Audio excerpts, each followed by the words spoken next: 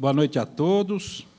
É um prazer estar aqui presidindo esse painel e colaborar com essa ótima iniciativa do programa aqui da nossa universidade, colaborar com os alunos do doutorado, mestrado e ver na assistência tantas pessoas amigas, alunas da graduação.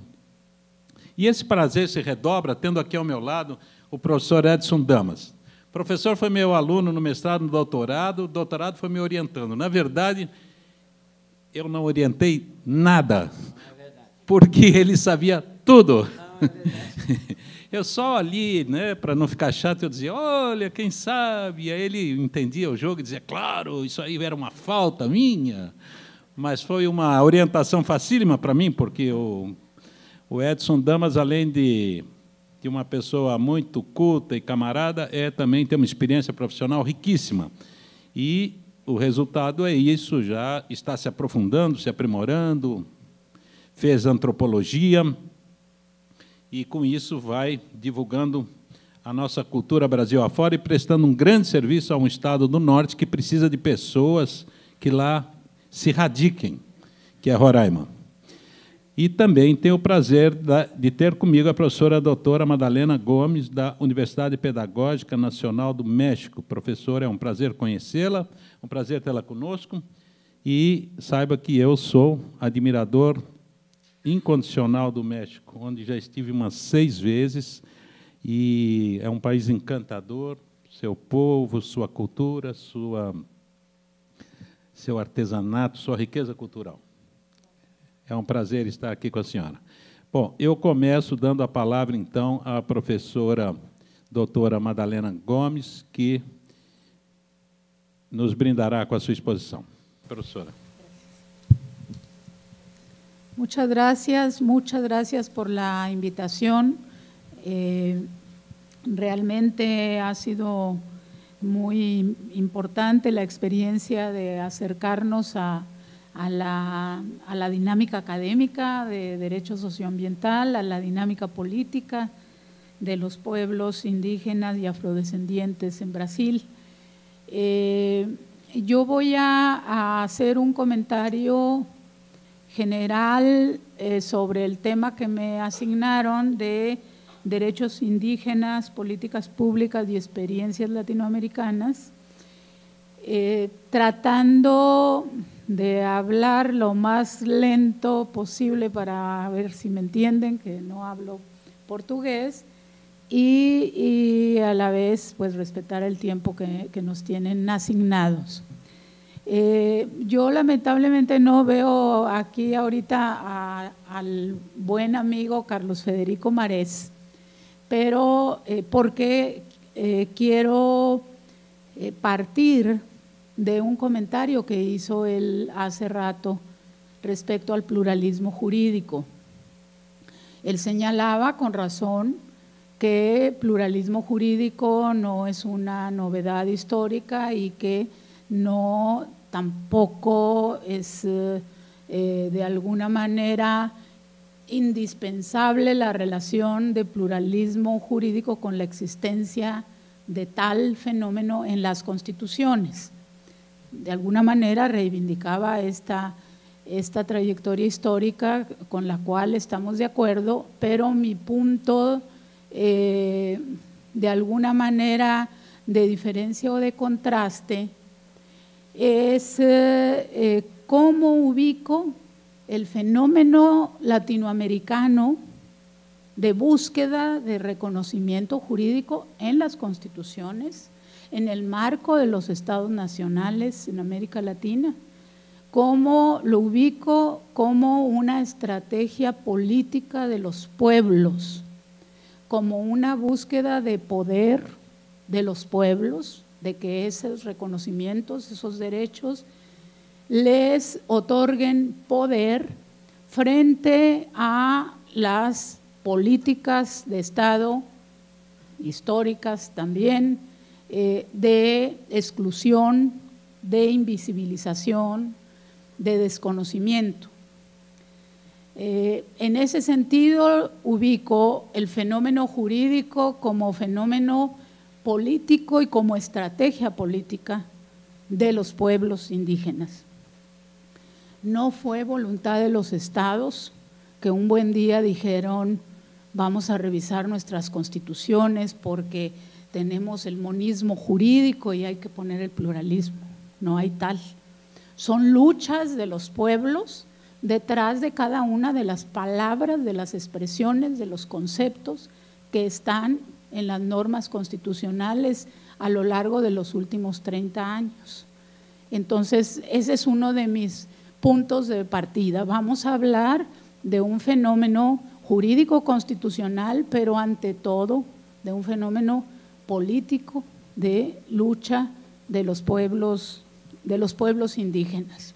No es que ellos se convirtieran de repente en adoradores de las constituciones, sino que el avance de las políticas de Estado contra sus territorios les hizo plantearse como estrategia la búsqueda de la juridificación de sus demandas. No da tiempo de extendernos en todo ese proceso, pero yo les marcaría 1982 se inició en Naciones Unidas un grupo de trabajo que le llamaban sobre poblaciones indígenas. Los líderes indígenas, sobre todo de América Latina, se apoderaron de ese espacio y a lo largo de prácticamente 12 años de reuniones anuales, estuvieron debatiendo entre ellos sobre sus demandas, sobre cómo querían que estuvieran en una declaración que le llamaban en aquel entonces Declaración Universal de Derechos de los Pueblos Indígenas. En 1994 se lo entregaron ya a la estructura formal de los estados en Naciones Unidas, y en los estados, en la ONU, se tardaron de 1994 a 2007, el 13 de septiembre de 2007, aprobaron esa declaración. Al margen de que uno coincida con todo lo que dice esa declaración, uno tiene que ver que ahí hay un proceso político de elaboración, de debate, de discusión de los pueblos indígenas, que a la vez que asistían cada año a Naciones Unidas en sus pueblos, en sus países, impulsaban procesos de reconocimiento de derechos. Entonces uno puede recorrer, hacer una cronología de las constituciones en América Latina y se va a encontrar un elemento común. Los estados querían acallar a los pueblos con los mínimos derechos, con derechos que no les dieran ningún tipo de poder. Entonces empezaron reconociendo el folclore. Guatemala, por ejemplo, un país con una guerra de más de 30 años, con masacres de pueblos indígenas, puso en su constitución que reconocía el traje típico. Ustedes se pueden dar cuenta. Por supuesto que era una demanda en el sentido de la discriminación, porque con traje típico no dejaban entrar a ningún indígena a ningún lugar público. Sí tenía sentido, pero no era ese el sentido de fondo de la reivindicación. Y así podríamos, si tuviéramos tiempo, de recorrer la evolución de ese reconocimiento y de esas normas. Pero en Naciones Unidas, ¿por qué se tardaron tanto para aprobar de 1994 los estados, ya con el proyecto hecho por los liderazgos indígenas? Porque sus objeciones se mantenían en torno al concepto de pueblos, al concepto de autonomía y libre determinación de manera central. Y no es casual que los estados vean todavía como una amenaza a los pueblos, porque sabemos el origen histórico de los pueblos, y entonces decían ellos, pueblo, en cada país hay solo un pueblo, el pueblo brasileiro acá, pueblo mexicano allá donde yo soy, etcétera, un pueblo. ¿Qué es eso de pueblos dentro de un pueblo? ¿Qué es eso de que no son suficientes los derechos de las personas, los derechos individuales, y que estén planteando derechos colectivos? Y peor aún, decían los representantes de los estados, ¿qué es eso de autonomía y libre determinación cuando cada estado tiene su soberanía? Finalmente, como la lucha de los pueblos no cedía, ¿sí?, terminó construyéndose un consenso de que era en los estados, de que era mejor aprobar la declaración, y hubo un argumento que manejaron, un argumento jurídico que manejaron entre los estados, y era finalmente que la declaración diga lo que dice, no nos impacta porque es una declaración y no es un convenio o un tratado, ¿sí? Y le dieron ese carácter, y finalmente la aprobaron y hicieron toda la publicidad del caso de que avanzados que aprobaron la declaración. Para los pueblos no era un triunfo formal que iban a esperar a ver si los estados les cumplían con esa declaración. No era nada más un asunto de esa naturaleza. Bueno, pero también tenemos, y no nos vamos a… Les estoy planteando todos los temas que no nos vamos a detener. Prácticamente es eso lo que voy a hacer.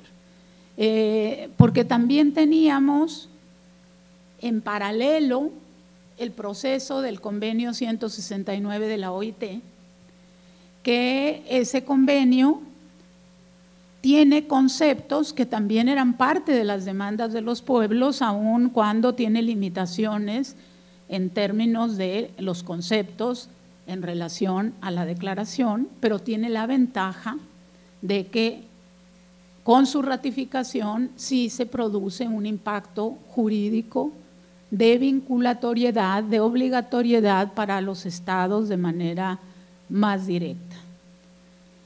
El convenio 169, nada más reconstruir su trayectoria, les sugiero quien tenga interés que reconstruya en cada país cómo fue que se dieron las ratificaciones, y de cómo se dieron las ratificaciones vamos a encontrar elementos de lo que es en ese país la relación Estado-pueblos indígenas. Pero así como los pueblos se armaron de un lenguaje común en torno a sus derechos fundamentales, también los estados se armaron de un lenguaje común en torno a sus objeciones fundamentales a los pueblos, ¿sí? Esa es una constante. En ese contexto, pues obviamente los estados no estaban nada más ubicados en la lógica de los derechos de los pueblos. Los estados también se fueron unificando en torno a políticas neoliberales que los iban convirtiendo cada vez más en iguales, ¿sí?, en términos de sus políticas, pero esas políticas neoliberales afectan de manera sustantiva a las demandas de fondo de los pueblos indígenas. Así tenemos, y tampoco nos vamos a detener en eso, que hoy América Latina está atravesada por procesos de lucha de los pueblos indígenas contra megaproyectos, contra concesiones mineras, etcétera, etcétera. Megaproyectos que el Estado reivindica dentro de sus facultades sin respetar siquiera el derecho a la consulta de los pueblos indígenas y el derecho, menos el derecho al consentimiento libre e informado. Porque los estados dicen, bueno, te puedo consultar, y organizan un foro así como este y dice quién está de acuerdo, levantan la mano y dice ya consulté. Pero no es así la consulta. La consulta, sabemos, yo creo que acá todos y todas, que debe hacerse de buena fe, previamente, con información suficiente, y luego viene el dilema de qué pasa si los pueblos dicen que no al proyecto que el Estado les ofrece. Y entonces dicen los estados, mi soberanía, ¿sí?, está por encima de tu derecho a la consulta, por lo tanto no tienes derecho de veto sobre mis proyectos. Esta es una tensión que tenemos presente en toda América Latina. Aún sea el Estado plurinacional de Bolivia, ¿cuál es el fondo del conflicto de Tignis? Ecuador, el conflicto más reciente de Yasuní. En México les podría citar por orden alfabético la cantidad de conflictos de parques eólicos, de minerías, de hidroeléctricas que están afectando los territorios de los pueblos indígenas, y les podría citar también la lucha de los pueblos indígenas por la justiciabilidad de esos derechos que han alcanzado. Pero entonces decimos, bueno, ¿y qué han hecho los estados con la política? Y aquí sí, bueno, previo quisiera comentarles algo que me llamó mucho la atención localizándose uno en las historias de cada país. En el caso de Brasil, me ha llamado mucho la atención, incluso publiqué algo sobre Mário Juruna, que no sé si acá, Juruna. Bueno, Mário Juruna me llamó enormemente la atención porque no sé si todavía vive, en fin, fue en 1980 esta cuestión, donde el Tribunal Rosell en Holanda lo invitó para que fuera juez en el tribunal y presentara los casos de acá de diversos pueblos. Le negaron el pasaporte porque sabemos la condición en que se ha tenido a los indígenas, pero lo más interesante es acercarse al debate que dieron los jueces en torno a el fundamento de la negativa. Eso es una cosa impactante, y impactante porque sigue vigente ese pensamiento. Y entonces dijeron, tú no tienes capacidad, Mário Juruna, para ir a hablar de todo el país, ir a criticarlo fuera. ¿Cómo vas a ir a todo el país? ¿Qué valor puedes tener de ir fuera del país? ¿Sí? Y entonces sacaban conceptos en torno a la nacionalidad, a la lealtad, a la patria, y cosas que también se dicen en México. Lo simbólico, porque ese es el otro elemento que quiero dejar sentado. Si al derecho lo vemos literalmente, formalistamente, pues podemos llegar a decepcionarnos, la verdad, porque dice uno, bueno, ¿para qué sirve tanta palabra si no se cumple? Pero si le damos su contenido simbólico, que los pueblos indígenas se lo dan, entonces ya nos encontramos otra vez en el terreno de la lucha y de la búsqueda de poder de los pueblos. Porque ¿qué hicieron en el Tribunal Rosell? Nombraron presidente del tribunal a Mário Juruna, pusieron una silla vacía durante todo el tribunal. Esto generó quizá en aquel año, en aquel momento, mayor adhesión, mayor difusión de la situación de los pueblos en Brasil, que tal vez si solo lo hubieran dejado salir y le hubieran dado el pasaporte. Pero lo que quiero señalo este ejemplo porque ustedes seguramente lo conocen más que yo, pero solo la semana pasada en mi país se dio una discusión en la Corte porque están muy asustados los ministros de la Corte, porque se logró una reforma constitucional en materia de derechos humanos que le da el mismo nivel a los tratados internacionales que a las normas constitucionales de derechos humanos. Solo la preocupación ya es algo que nos debe, valga la redundancia, preocupar. Lo ajenos que están en mi país, ¿sí?, el máximo órgano del Poder Judicial, lo ajenos a la práctica de los derechos humanos en el sentido y en la elaboración de lo que juzgan, de lo que resuelven. Entonces, tuvieron una serie de sesiones públicas larguísimas y hubo casos de una magistrada que señaló que era traición a la patria. Fíjense, es que yo me acordé del caso de Yuruna. Él iba a ir a traicionar a la patria, allá a hablar mal. Bueno, pues esta magistrada dice que es traición a la patria reconocer los tratados internacionales de derechos humanos por encima de la Constitución, dice ella. Finalmente acordaron algo que para los pueblos indígenas es absolutamente regresivo.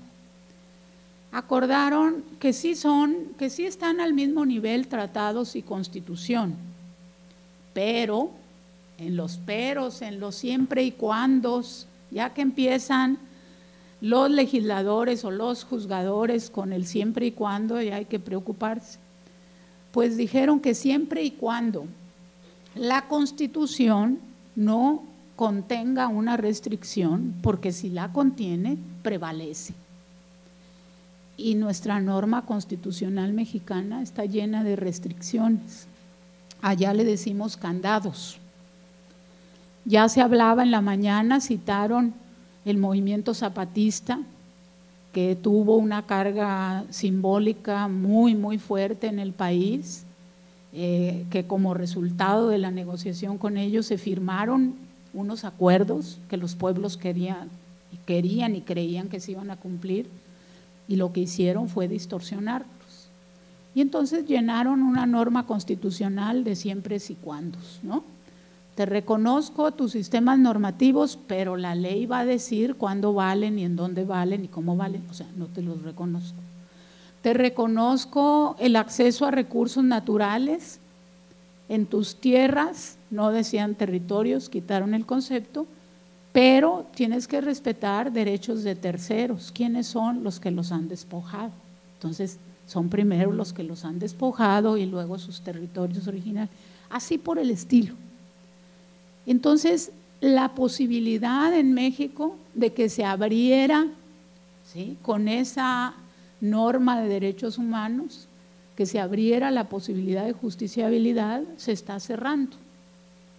Bueno, pero decimos, ¿qué es lo que hace? Entonces, ¿qué hace, por ejemplo, el Estado mexicano para decir que cumple los derechos de los pueblos? Porque hay presión de que yo cumplo, etc.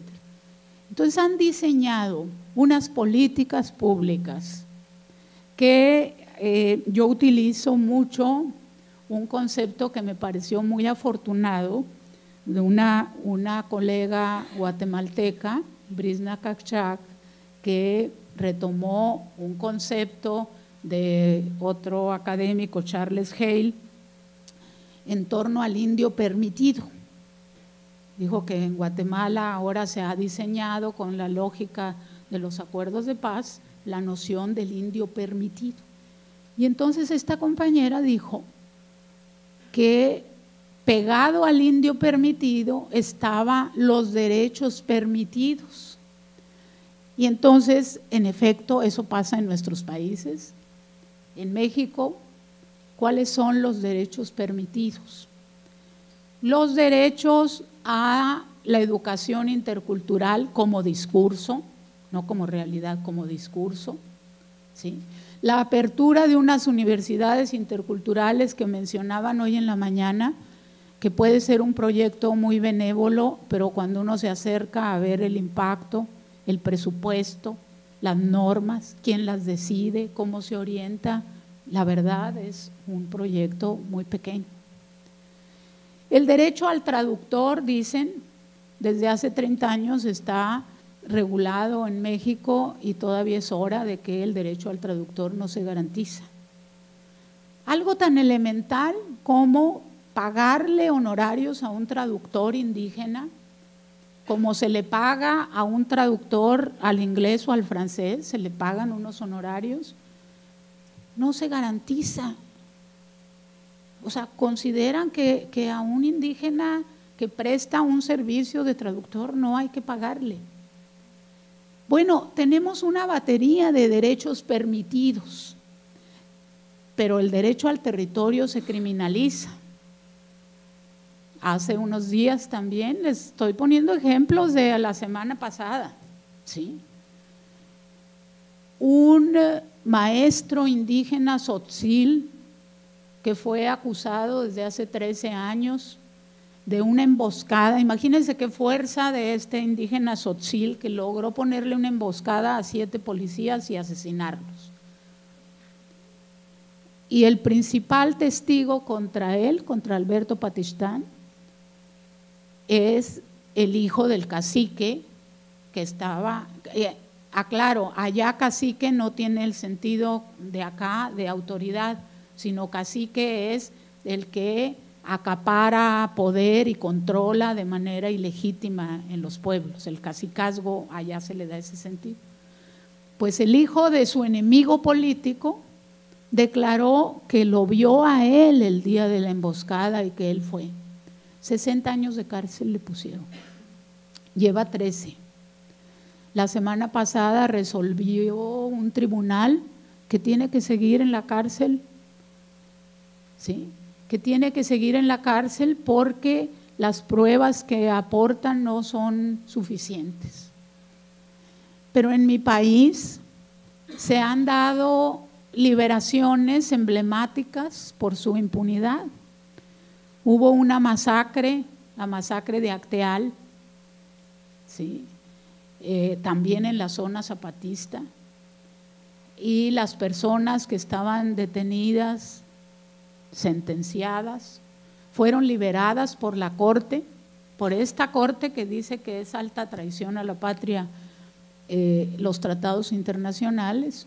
Liberaron a los asesinos en esa masacre con el argumento de violación al derecho al debido proceso. En mi país el debido proceso también se manipula. Por supuesto no vamos a estar en contra del derecho al debido proceso, pero lo que tenemos son ejemplos de manipulación por intereses políticos del derecho al debido proceso. Liberaron a todos y cada uno de los paramilitares, es decir, civiles entrenados por el ejército para combatir a la población indígena zapatista. Los liberaron. Nada más porque no pueden probar que no hubo masacre, porque ahorita lo que dicen es que quién sabe quién hizo la masacre. No hay quién ni investigan, ¿sí?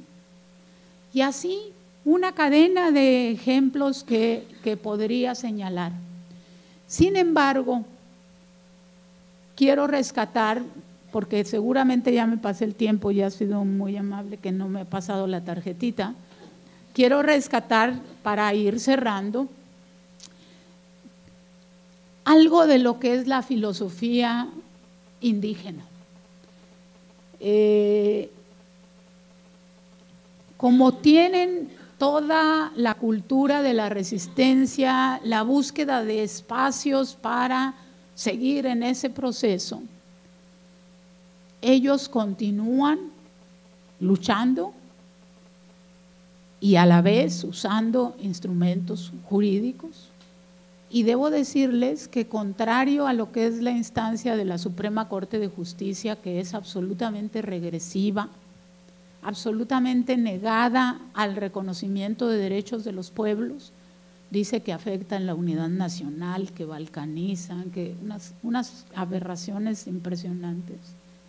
Al contrario de eso, excepcionalmente, en juzgados de primera o de segunda instancia se logra alguna resolución medianamente positiva a los pueblos indígenas. Solo tenemos un gran triunfo jurídico en los últimos 20 años en México. Los opositores a la construcción de una presa conocida como La Parota lograron por la vía agraria sucesivas resoluciones, aparte de organizarse y de resistir a la policía, porque no hay tal una lucha jurídica de los pueblos donde vayan con un abogado y aparte de que no les cobre mucho dinero, los defienda y ellos se vayan a esperar la resolución, ¿no? Tienen que luchar, tienen que resistir a la policía, tienen que tomar carreteras. No hay tal cosa como la búsqueda del derecho. Sin embargo, del derecho solamente. Sin embargo, han logrado, es un triunfo inédito, han logrado resoluciones favorables para detener ese proyecto de la presa La Parota, que es uno de los pocos ejemplos a nuestro alcance de triunfo de la vía jurídica y la vía política. Detrás de todo esto, y ahora sí para cerrar, pues está las políticas de Estado, el proyecto de desarrollo económico del Estado, la apertura al capital transnacional y la disminución paulatina de la posibilidad de la justiciabilidad para los derechos de los pueblos indígenas. Muchas gracias.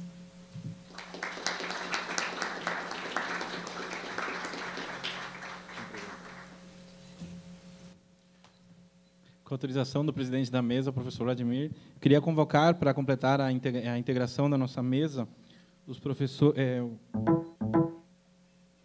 o Marciano Rodrigues, representante da Articulação dos Povos Indígenas da região Sul, Arpim Sul.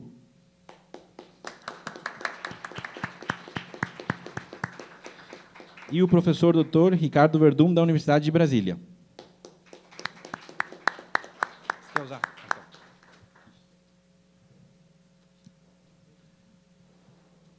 Bom, vamos prosseguir. Eu agradeço à professora pela compreensão do tempo. E vou, enquanto os outros professores se acomodam, eu vou dar a palavra ao professor Edson Damas. O professor Damas, precisamos tomar cuidado com ele, porque quando ele era meu aluno aqui, ele começava a falar. Um dia eram 11h20 da noite, o guarda lá da portaria veio e bateu na porta, nós vamos fechar tudo aqui.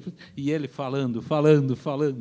Então, professor Edson, pode começar e eu confio que o senhor vai cumprir o tempo. 20. Para falar sério, ouvi-lo mesmo a mais do tempo é sempre um prazer. Boa noite a todos, eu agradeço ao convite e também eu saúdo a mesa na pessoa do meu professor do mestrado, doutorado, meu orientador, né, que não foi fácil orientar pela indisciplina do aluno, né, eu realmente, se eu estou aqui hoje, né, falando para vocês, e é muito do professor Vladimir, então a culpa é dele. E aquela história, né, o bom filho da PUC é sempre a PUC retorna, né? Então eu realmente me sinto em casa e agradeço realmente o convite. Tentarei ser extremamente, né, rigoroso com o horário e com o tema também. O que é a minha ideia? Eu acho que meu convite para estar aqui é trazer um pouco a experiência, uma experiência amazônica, na Amazônia, da relação dos povos indígenas com o judiciário, com o mundo, com esse mundo forense. E de onde eu falo? De que Amazônia é essa? Da Amazônia, de um pedaço da Amazônia brasileira, que representa 2/3 da Amazônia continental, e particularmente de um estado amazônico, que é o estado de Roraima, que é proporcionalmente o estado mais indígena do Brasil. O censo de 2010 deu 6,6% da população indígena. mas a metodologia não é adequada e eu prefiro trabalhar com números da FUNASA e da FUNAI. A FUNASA trabalha com aproximadamente 60 mil indígenas, isso dá 11, 12% da população do Estado. É um número que tem, né, é um percentual que tem bastante crédito, porque a Prefeitura de Boa Vista, no ano de 2008, realizou um trabalho de levantamento em todas as casas, as residências, um trabalho, inclusive, de acompanhamento, de assistência social, e apurou que, dentro da cidade de Boa Vista, a proporção da população indígena era também entre 11% e 12%, ou seja, o maior aldeamento do Estado está dentro da capital do Estado. Então, é o Estado mais indígena. E eu quero trazer, né, narrar para vocês, é muito mais no sentido de narrativa de algumas experiências que nós temos lá, experiências que nasceram de projetos de pesquisa, né? Particularmente 2 projetos que nós estamos engajados, 2 projetos que já vêm dando fruto, né? Projeto de pesquisa e também com a minha atuação junto ao Ministério Público como membro do Procurador de Justiça e membro do Ministério Público lá do meu Estado. E são 2 projetos de pesquisa que a gente já vem há algum tempo trabalhando com eles e já colhendo alguns resultados. O primeiro projeto de pesquisa é dentro da penitenciária do Estado, trabalhando com os indígenas presos. Hoje nós temos um levantamento em tempo real de todos os indígenas presos dentro da penitenciária e acompanhando o processo de todos esses indígenas. E é interessante que 2/3, ou seja, 64% dos indígenas presos respondem por crime contra a dignidade sexual, estupro, e a maioria naquela modalidade de estupro vulnerável, a presunção de violência contra menor de idade. Ou seja, eles casam na aldeia com 12, 13 anos, as meninas e tal, e, por circunstâncias ou outra, acabam, né, chegando aos ouvidos das autoridades. Para nós, isso é uma violência presumida. Grande parte deles preso em razão, eu tenho vários casos em razão dessa modalidade nossa, dessa categoria de crime que nós classificamos como, até por sinal, como crime hediondo. E também um outro grupo de pesquisa, isso é já um aspecto mais teórico, também, que é um grupo de pesquisa que nós denominamos de jusdiversidade e interlegalidades amazônicas. Também não vou, né, tomar o tempo de vocês, discutir o que significa isso, depois a gente pode discutir o que significa, mas é dentro daquilo que todo mundo está chamando de pluralismo jurídico e tal, mas eu prefiro chamar de jusdiversidade e, em um outro momento, de interlegalidade. Pois bem, vamos àquilo que interessa, algumas novidades, alguns casos, né, que nós enfrentamos, é o nosso dia a dia lá. Um primeiro caso surgiu, foi no ano de 2000, é um caso já bastante conhecido, já publiquei, é um caso que já atravessou não só as fronteiras do nosso estado, mas também em alguns outros países também já foi narrada essa história, que é o caso Basílio. O que é o caso Basílio? Indígena, um tuxaua, de uma comunidade dentro da terra indígena Raposa Serra do Sol, numa circunstância que, né, tuxaua que toma conta da comunidade, o nome desse tuxaua era Basílio, um indígena embriagado, que vivia sempre aprontando e tal, ele sempre administrava essa situação, mas, num determinado momento, ele mandou esse indígena para casa, alcoolizado, ele pega uma faca e volta para esfaquear o Basílio. E o Basílio, numa luta corporal, e acaba esfaqueando e matando esse indígena. A comunidade se revolta contra o seu tuxaua, o seu líder, o seu cacique, imediatamente prende e amarra o Basílio no meio da comunidade, espera amanhecer e inicia-se o processo de julgamento. Não se esperava aquilo de um líder, né? Ele sempre tinha administrado bem a situação, um ato de violência que para eles era perfeitamente administrável, não havia necessidade de se fazer aquilo, destituído o Basílio do seu cargo de tuxaua, ele, né, destituído de todos os seus pertences pessoais, da sua família, e é obrigado, antes de receber a pena de banimento, ou seja, mandado embora da comunidade por 10 anos, ele é condenado também a fazer com as suas próprias mãos o caixão, atravessar no meio da comunidade arrastando o caixão, cavar ele próprio e enterrar o indígena, e depois é aplicada a pena de banimento. Passaram-se, isso foi em 1984, 1983, passou tempos, ele cumpriu a pena de 10 anos de banimento, voltou para a comunidade, recompôs, né, com sua família, e voltou até, por sinal, a ser tuxaua da mesma comunidade. E, nesse mesmo período, foi instaurado inquérito policial na Polícia Federal. A Polícia Federal instaurou um inquérito, o processo ficou indo, foi recebido denúncia e tal, e aí resolveu a Justiça Federal levar a júri o caso. Ou seja, a nossa justiça, a Justiça do Estado, a Justiça Oficial, queria novamente julgar um caso que já foi conhecido, julgado pela comunidade, já cumpriu pena e tal. E aí, em plenário, e aí uma primeira observação em relação a esse caso, que foi no plenário do júri. Aí, em plenário, inicia-se a discussão, aí o advogado, na época, representante da FUNAI, o Wilson Preckmann, disse, não, isso é um bis idem. Não, bis idem, já foi julgado, já condenado, já cumpriu pena e tal. Felipe Bretanha, procurador da República, colega nosso, concordo com o advogado, bis idem, eu peço absolvição. E o júri, 7-0, absolveu. Aí sobrou para o juiz, né? O juiz, e agora? Como é que eu vou fundamentar esse negócio aqui? Né? Porque não tem, a legislação pátria nacional não tem dispositivo e tal. Aí ele inventou, foi lá numa causa supralegal lá de culpabilidade e tal, em cima daquilo, absolveu e tal, morreu ali, porque não houve recurso. Mas isso foi no ano de 2000.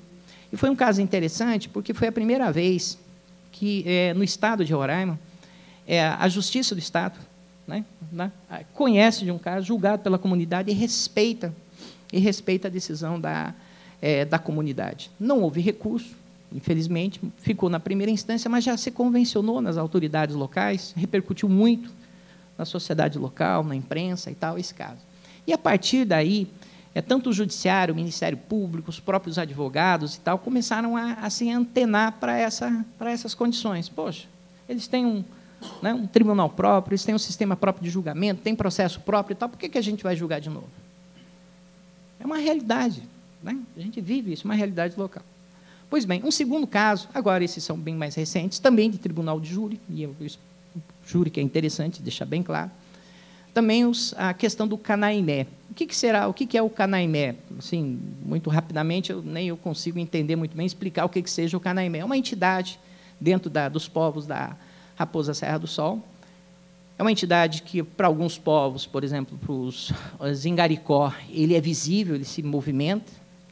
Para os Wapixana e Macuxi, é uma entidade que é incorporada, mas é fruto ainda de uma entidade guerreira e tal, é como se fosse uma espécie de vingador. Eu entendo aquilo como uma última instância de justiça.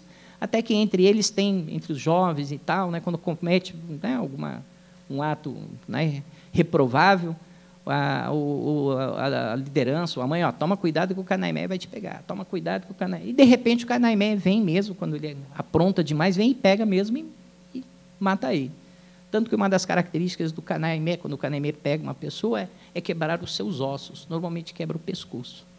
Pois bem, foi um caso interessante do Canaimé, no município de Caracaraí, júri também.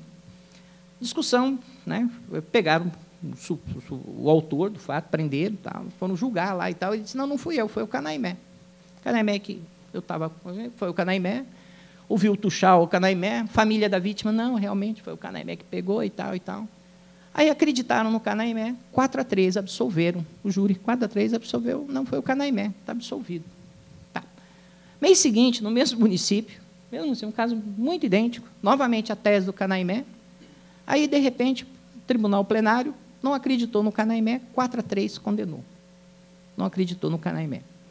Mas o tribunal enfrentou esses dois julgados, mas não entrou nessa discussão dos valores, dos costumes, dos juízos de valor, o julgamento da comunidade. Não, ficou naquela questão da soberania do plenário, lá do tribunal do júri.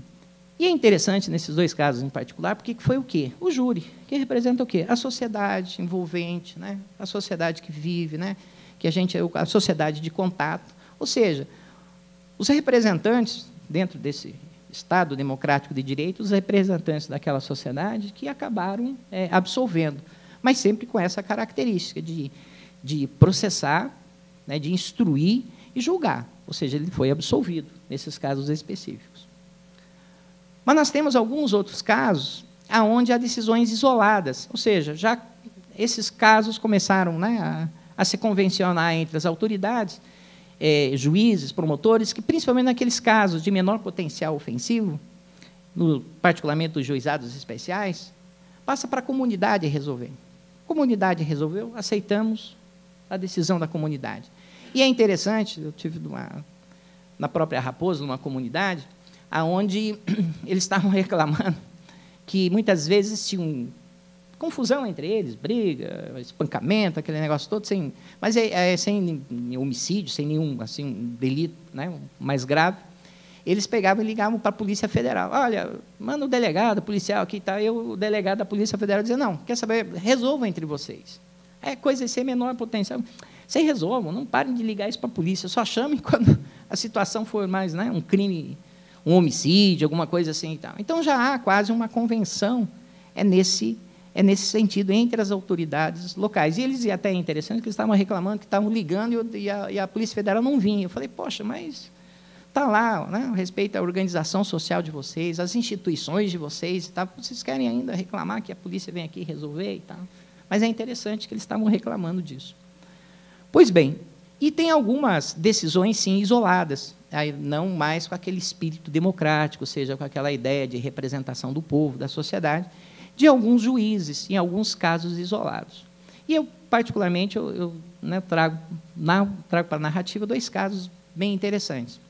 Um primeiro, que é o caso do Amarildo Terêncio.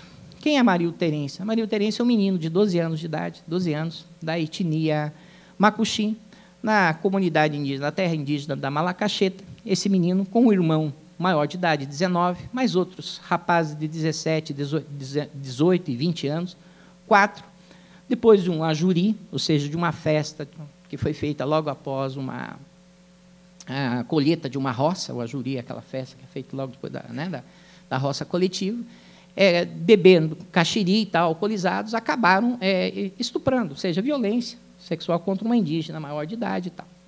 A comunidade, nesse caso específico, né, chamou o conselho tutelar, o conselho veio, houve a apreensão do menino e tal, e levaram para o juizado lá da infância e adolescência da cidade vizinha do Cantá. Mas no dia seguinte iniciou-se o julgamento, mesmo com a ausência dele. E não quiseram saber se ele era 12 anos, se é menor de idade, se aplica o Estatuto da Criança e Adolescente. Julgaram já imediatamente e a aplicação da pena foi banimento dele, do seu irmão, e banimento da comunidade. E aí chegou lá para o promotor e para o juiz, e agora, faz o quê com ele? Né? Pena de banimento. O que diz o Estatuto? Que não, né, tem que voltar para a família, tem que ter toda aquela, né, o acompanhamento, mas devolver ele para a comunidade significa o quê? Um ato até de violência contra o próprio autor, contra o próprio Amarildo. E aí o promotor, o juiz preocupado, nós nos reunimos, né, a gente preocupado com a situação concreta e tal. E aí o problema era respeitando, é óbvio, né, tanto nós queríamos respeitar a decisão da comunidade. E a gente, inclusive, estava preocupado em garantir a execução da decisão, de que forma, onde que vamos deixar esse menino, né? Não pode voltar para a comunidade, mas temos que recolocar, deixar em algum lugar para alguém cuidar desse menino. E a preocupação nossa na fundamentação era não usar o termo banimento, as palavrinhas, professor Mares, essa palavrinha banimento. Por quê? Porque essa palavrinha banimento, lá no texto constitucional, é proibido esse negócio. E aí, na discussão e tal, aí se resolveu convencionar que aquilo não seria um banimento, que nós íamos tentar trabalhar dentro, lá nós encontramos dentro do Estatuto, é uma recolocação em família substituta. Aí fomos atrás, né, de uma família, ele tinha parentes fora, em outra comunidade, aceitou e tal, e nós recolocamos ele em outra, com a tia em outra comunidade, para respeitar e dar executoriedade ao que foi decidido. Hoje o Amarildo voltou já para a comunidade dele originária, com os pais, já retornou. Nós já fizemos a remissão desse caso, já tá resolvida essa questão lá interna. Mas nós tivemos que, como isso aprendi, é uma nova categoria jurídica que eu aprendi com o professor Roberto Cante, né? Roberto Cante de Lima, que é lá da Universidade Federal Fluminense, ele criou uma nova categoria, um instituto dentro do direito, muito sutil, que ele chama isso de gambiarra jurídica, né? Eu estava falando de pluralismo para ele, disse que é pluralismo, mas não é pluralismo, isso chama-se gambiarra jurídica. Então, eu adotei essa nova categoria do Kant, então fizemos uma gambiarra jurídica, porque nós precisávamos pôr fim ao processo. O que a gente ia fazer? Né? E agora um segundo caso, para terminar, dentro do tempo regularmente estabelecido, um outro caso. Não, mas antes disso, eu quero narrar a dificuldade que tem de a gente trabalhar com essas categorias, esses institutos, com esses povos, né? E aí o Davi está aqui, o Davi tem acompanhado algumas questões envolvendo adoção de criança indígena, adoção, Instituto da Adoção. Hoje tem uma nova legislação que respeita, né? A adoção se dá preferência que seja feita dentro da comunidade. Mas se entender o que significa isso. Aí nós tivemos uma audiência, né? O Davi, inclusive, estava presente, né? Os representantes e tal, discutindo o que é adoção. E na cabeça deles não existe adoção. Até que se convencionou, até que entenderam-se, nós convencionamos que não seria adoção, era criar. Criação. Aí tivemos que redigir a ata lá e fizemos toda uma gambiarra jurídica para não constar o termo adoção, mas criar, direito de criar ou responsabilidade de criação. Mas voltando a esse último caso, agora recente, aconteceu dia 3 de setembro de 2013, fresquinho, há 15 dias atrás, 2 semanas atrás. Esse caso é interessante, e esse aqui vai dar um pouco de... a gambiarra vai ter que ser bem feita mesmo, esse aqui. Por quê? Porque é o caso do Denilson Wapchano. Caso em si, o que aconteceu? Denilson, numa briga lá também interna dentro da comunidade, acabou esfaqueando, matou seu irmão. A comunidade se reuniu, julgou Denilson. Num primeiro momento, ele teve que construir uma casa para a viúva, né, para sua cunhada, seus sobrinhos que ficaram viúvos. Proibição de sair da comunidade. O caso ficou muito sério, a comunidade ficou muito incomodada com isso. Reuniram, né, lideranças de outras comunidades. Isso é a terra indígena do Manoá. Reuniram as outras comunidades, convidaram outras lideranças e se convencionou que ele ficaria banido também por 10, se eu não me engano, 7, 8 anos, numa outra terra indígena, muito distante, que é a terra indígena dos Uai-Uai. As lideranças Uai-Uai resolveram aceitá-lo, inclusive vão acompanhar, ele vai ter que ficar, né, fazendo trabalho comunitário sobre, né, a autoridade e acompanhado à distância das autoridades da sua comunidade e também subordinados às autoridades dos Uai-Uai. E aí ele já foi julgado. Já foi julgado, a pena está sendo executada, está resolvido, satisfeito a família, né, a comunidade, tudo entre eles, tudo acordado, resolvido. Aí resolve nós julgar. Inquérito policial, vai o promotor lá na comarca de Bonfim e denúncia criminal. Aí agora chega a denúncia para o juiz. Né? O juiz, eu até faço questão de citar um nome, porque é uma decisão corajosa, extremamente corajosa a decisão desse rapaz. Ele é roraimense, nasceu lá, da terra, aluno da Universidade Federal de Roraima, foi meu aluno da Universidade Federal, e é o sentimento, né, já dessa experiência, né, dessa convivência com povos diferentes. E aí o Aloísio Ferreira Vieira, me exara a seguinte decisão: ante o exposto, deixo de apreciar o mérito da denúncia do órgão ministerial, ou seja, ele não recebe a denúncia. Ministério Público, este representante do Estado, para, em letras garrafais, declarar a ausência em caso do direito de punir estatal, em face do julgamento do fato, né, que já ser julgado pela comunidade. Ou seja, ele declarou a ausência do direito do Estado de punir, ele afastou o Estado do caso. Olha, já foi julgado, já o Estado, ou seja, entre nós é um golpe mortal no coração do Estado da modernidade, que é o seu monopólio do direito. Só o Estado não pode mais julgar isso aqui. Pois bem, está lá, o colega, meu promotor, já disse, olha, vou recorrer, né, vai subir para o tribunal, eu oficio no tribunal, eu tenho quase certeza que o tribunal vai reformar, eu acho que o meu tribunal não está... Teve uns 2 ou 3 votos que nos acompanham, mas a maioria não vai acompanhar, eu já sei disso. E aí nós já estamos imaginando em melhorar esse discurso, quer dizer, melhorar a nossa gambiarra jurídica, essa gambiarra, para subir para o STJ e para o Supremo Tribunal Federal para ver o que os tribunais superiores vão fazer. Se isso acontecer, vai ser a primeira vez que um tribunal superior, o STJ ou o STF, vai se debruçar sobre essas questões que a gente já vem há bastante tempo praticando, mas sempre internamente no nosso Estado. Para concluir, o que eu quero dizer com isso? Quero dizer o seguinte, que não há um movimento articulado, das autoridades do Estado, no sentido de resolver isso, de trabalhar com essa interlegalidade, do encontro desses dois universos do direito. Não há. São mais iniciativas próprias, individuais, desse menino, desse juiz, do Aloysio, né? Lá os colegas do Ministério Público, é muito mais um esforço pessoal nosso e tal. Mas tudo isso também não é pelo fato de eu estar também no ouvido deles, na cabeça deles, e, né, enchendo o saco deles que tem que decidir assim ou dar um melhor encaminhamento. Mas no sentido, mais, né, captando essa sensibilidade da realidade local, né, dessa pluralidade de sociedades. E aí, e principalmente, aí vem a força das primeiras decisões dos plenários do Tribunal do Júri decidindo nesse sentido pelo respeito da jusdiversidade. Então, muito mais, talvez não tanto pela boa vontade, mas muito mais sensibilizados com essa realidade local, que essas autoridades vêm nesse esforço e decidindo dessa forma. Eu penso que isso é muito localizado ainda. Eu tenho poucas notícias de alguns estados, Mato Grosso, alguma coisa no Amazonas, mas é um movimento ainda daquela, né, de conta-gotas, né, que a gente vem construindo devagarzinho lá, e aí eu trouxe para vocês pensarem sobre isso e a gente discutir. Obrigado. 20 minutos. Perfeito. Agradeço ao professor Edson Damos a excelente palestra e, desde logo, passo a palavra ao professor Dr. Ricardo Verdun, da Universidade de Brasília. Professor. Então, passo. Perfeitamente.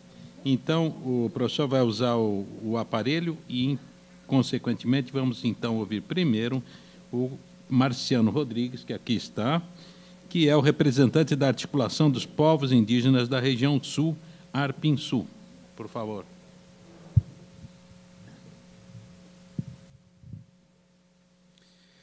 Boa noite a todos e a todas.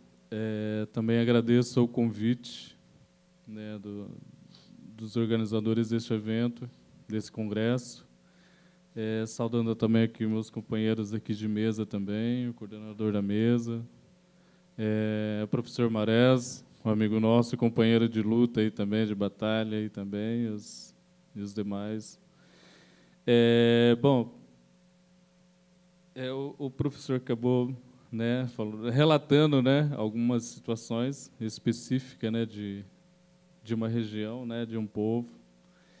E agora vocês imaginam, né, né, pela quantidade que a gente tem de povos, né, indígenas, né, no Brasil, de regiões diferentes, né, essa especificidade de cada povo, como que é também visto e tratado essas questões, né, essas questões jurídicas, né, essas questões de processos, né, porque a gente lida aí hoje com várias situações, né. Atualmente, hoje, principalmente, a gente tem algumas situações assim de caráter coletivo, que essa é a visão, né, que a sociedade tem, né, dos indígenas, e também temos as questões específicas, né, particulares, que é né, o direito individual, né, o direito coletivo. Então, para vocês terem uma ideia como é que a gente lida, como é que a questão jurídica, como é que a visão jurídica em geral, né, como que tem que estar lidando com inúmeras situações que acontecem, né,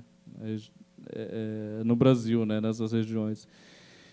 E assim, queria falar um pouco da nossa região, né, que tem assim uma influência muito muito forte na questão da ditadura militar em relação ao processo de interno, né, dentro das comunidades, né, os regimentos, né, interno, né, como que é essa questão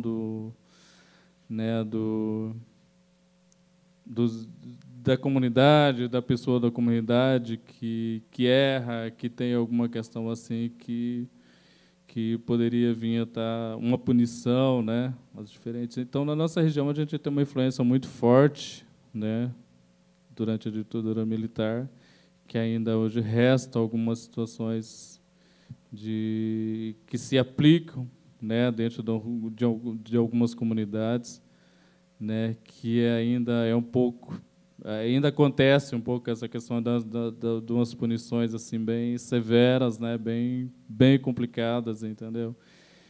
que nós do movimento, as lideranças de indígenas também que estão à frente, é uma situação que nós tratamos com muito cuidado, né, em relação a isso, que é uma situação também que nos deixa, né, muito preocupados, porque nós somos, né, as lideranças de hoje que estão à frente das organizações indígenas, representativas, né, nas regiões, uma questão que a gente faz muito se baseando na questão dos direitos humanos mesmo, né.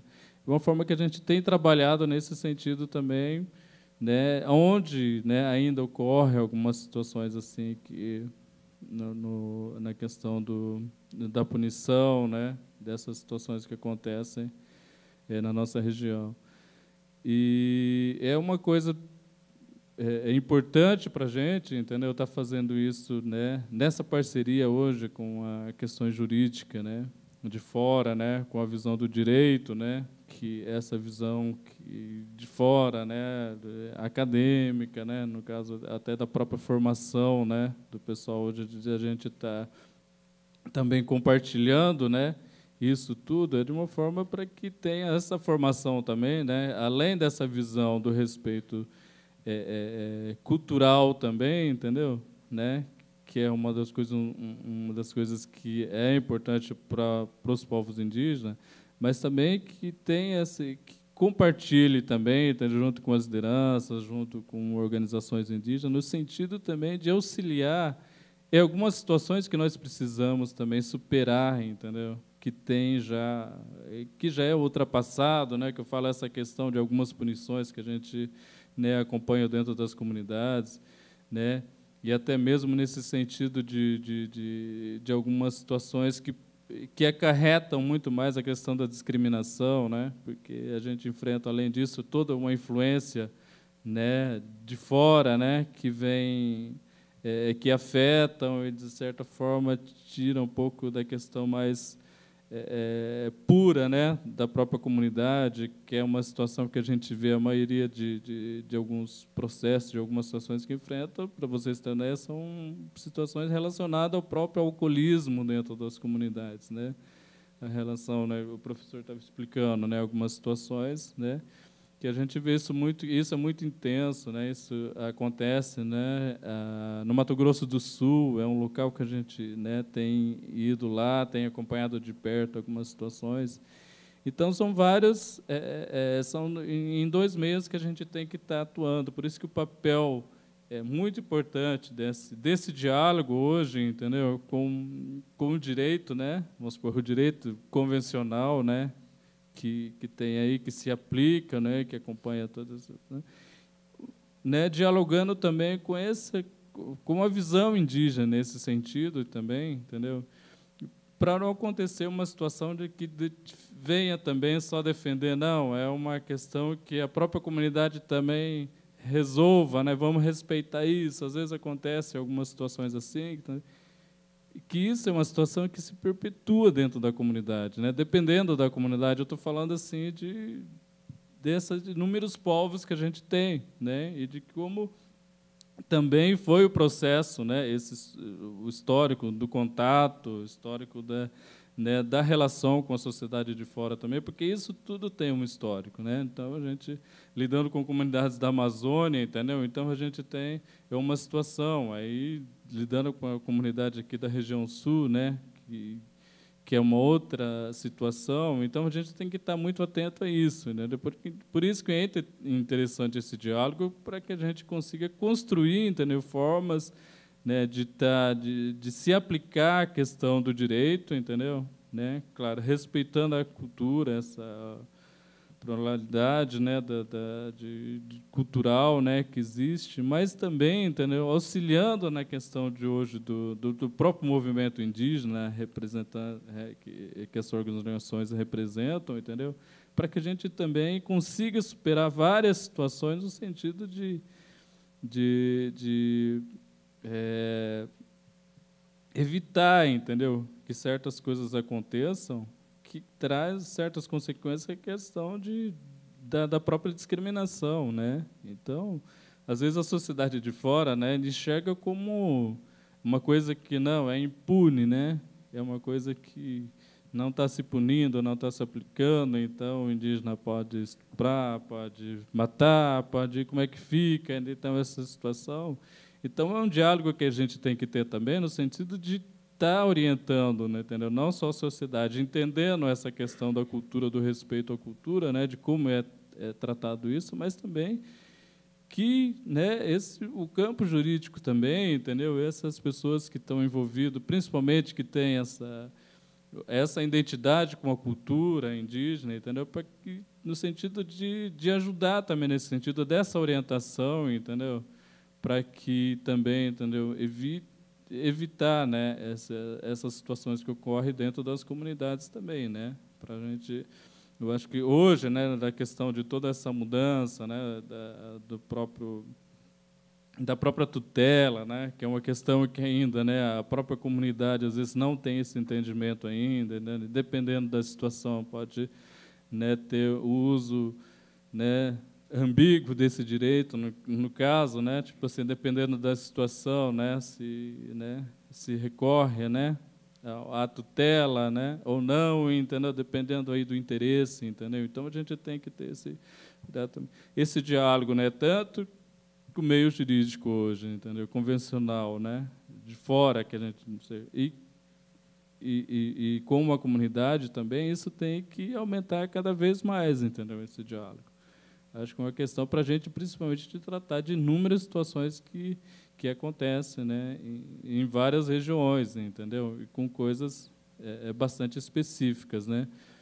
E assim também nesse sentido de dar uma chata, porque a gente já enfrenta às vezes em alguns locais uma questão da imposição também, né? Tipo assim, do pessoal da área de direito achar que tem que ir lá impor várias coisas, né? Várias situações, entendeu? Sem esse diálogo. Porque o melhor canal de diálogo, entende? De orientação, até dessa transição desse entendimento, né, hoje da questão jurídica, dos direitos, dos deveres, entendeu? Um canal de comunicação são as lideranças, entendeu? São o pessoal que tem que ter essa formação também, né, essa informação jurídica para que ele possa auxiliar a comunidade dele também, né, nesse sentido, porque a gente tem que trabalhar dessa forma também, né? Então, a gente tem que, sabe, é uma situação que a gente enfrenta hoje, né, da questão, hoje, que eu estava falando de coletivo, né, individual, que é uma situação também da própria liderança, da questão da criminalização das lideranças, é uma situação que a gente enfrenta também muito forte, no sentido de quem está à frente da luta, da militância, entendeu? Também tem essa situação que, às vezes, né, criminalizado, né, por conta de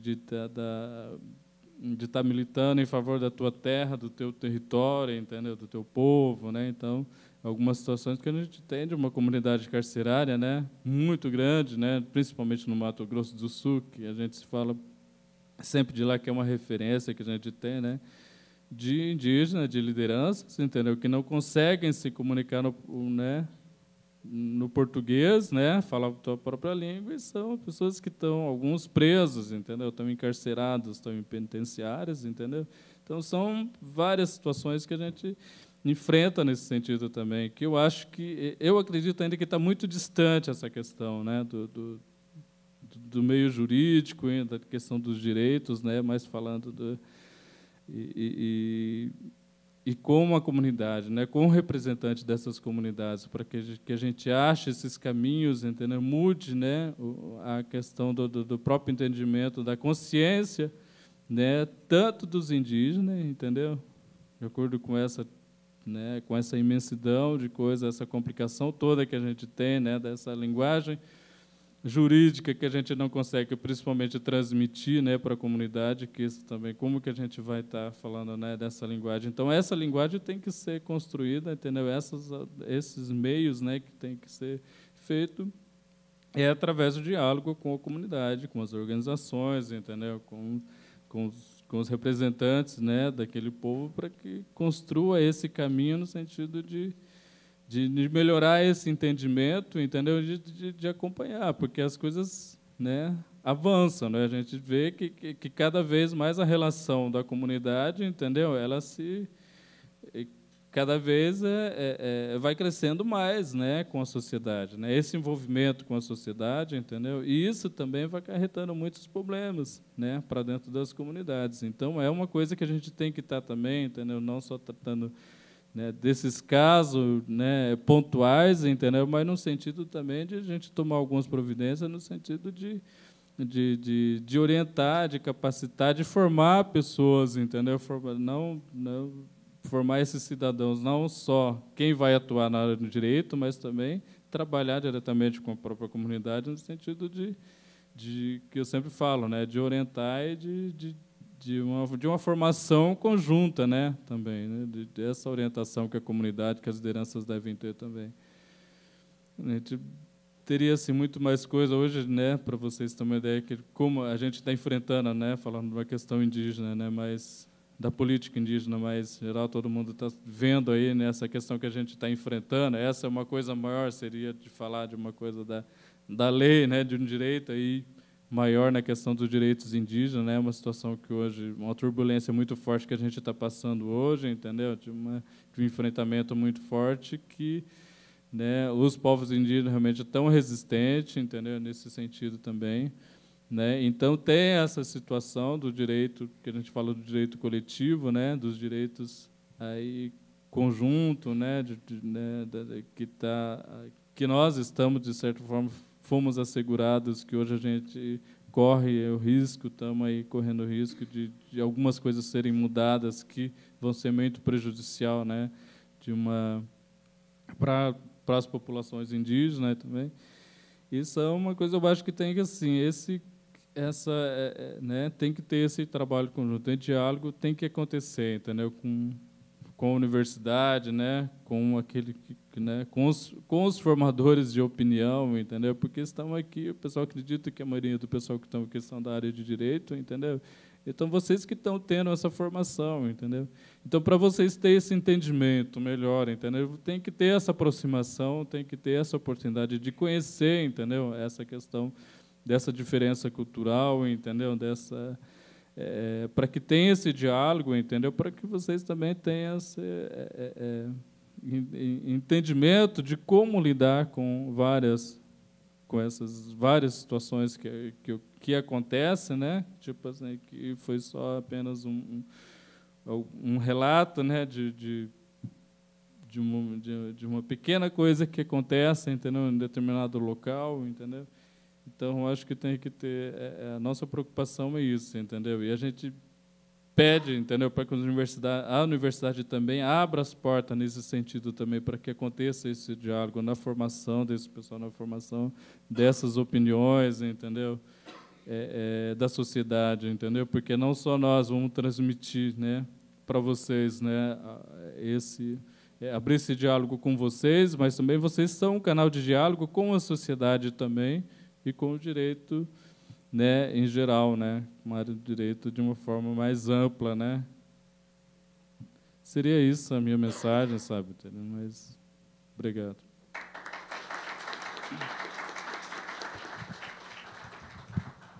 Eu agradeço ao Marciano Rodrigues e passo desde logo a palavra ao professor Dr. Ricardo Verdun, da Universidade de Brasília. Isso, vamos sentar lá para poder assistir, né?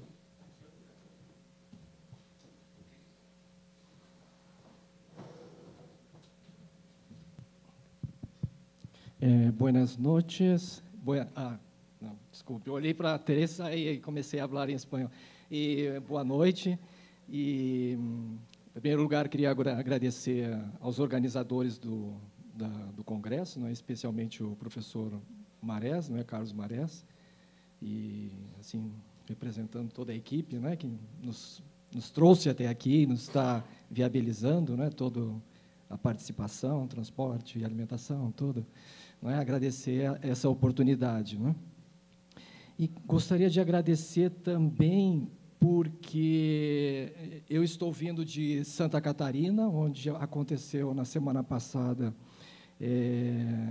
um seminário sobre direito agrário, e na próxima semana eu estou indo na Ampox, não é? Numa mesa lá organizada pela Associação Brasileira de Antropologia, E essas 3 semanas está me fazendo refletir, não é? Porque temos que nos preparar e pensar, não é?